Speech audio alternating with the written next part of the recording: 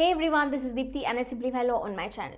तो आज हम स्टार्ट करेंगे सेक्शन 59 को, जो बात करता है proof of document by primary evidence. कोई भी डॉक्यूमेंट हो तो हम प्रेफर करेंगे कि उसको प्राइमरी एविडेंस लाया जाए। क्यों? क्योंकि primary evidence is the best evidence. But अगर प्राइमरी एविडेंस ना हो तो उस केस में भी सेकेंडरी एविडेंस अलाउ किया जा सकता है।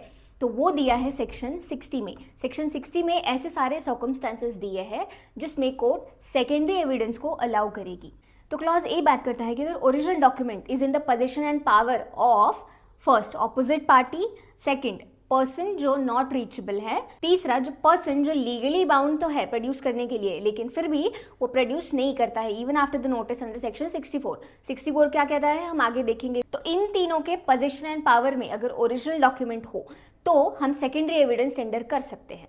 अब 60 का क्लॉज बी बात करता है कि अगर ऑपोजिट पार्टी रिटन एडमिशन देता है about the content of the document, हाँ ये डॉक्यूमेंट में ये कंटेंट एग्जिस्ट करते थे या नहीं, ऐसा अगर रिटन एडमिशन देती है ऑपोजिट पार्टी तो उस रिटन एडमिशन को सेकेंड एविडेंस कहा जा सकता है। अब क्लॉज सी बात करता है कि अगर ओरिजिनल मिसप्लेस हुआ है, डिस्ट्रॉय हुआ है या नॉट ऑब्टेनेबल है, उसको ऑब्टेन नहीं कर पा रहे हैं तो बट इसमें जो पार्टी सेकेंड एविडेंस देने वाली है उसमें उसका कोई फॉल्ट नहीं है तो उस केस में पार्टी सेकेंड एविडेंस प्रोड्यूस कर सकती है।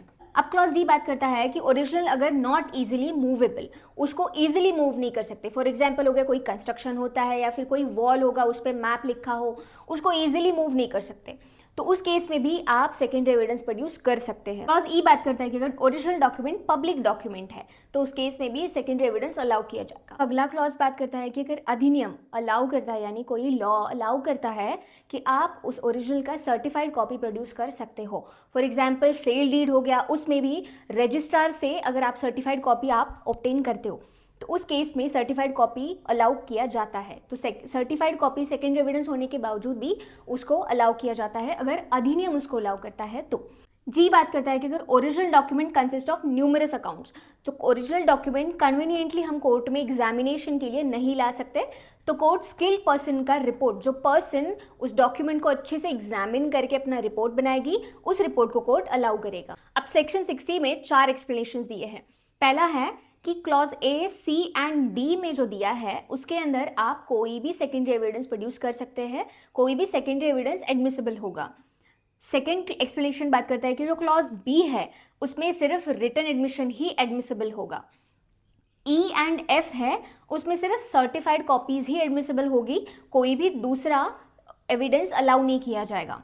क्लॉज जी बात करता है कि सिर्फ समरी रिपोर्ट यानी स्किल्ड पर्सन का सिर्फ समरी रिपोर्ट ही एडमिसिबल माना जाएगा, बाकी कोई भी एविडेंस यहाँ एडमिसिबल नहीं होगा। And that's it for today. मेरा एक्सप्लेनेशन कैसा लगा मुझे कमेंट सेक्शन में ज़रूर बताना and I will see you in my next video.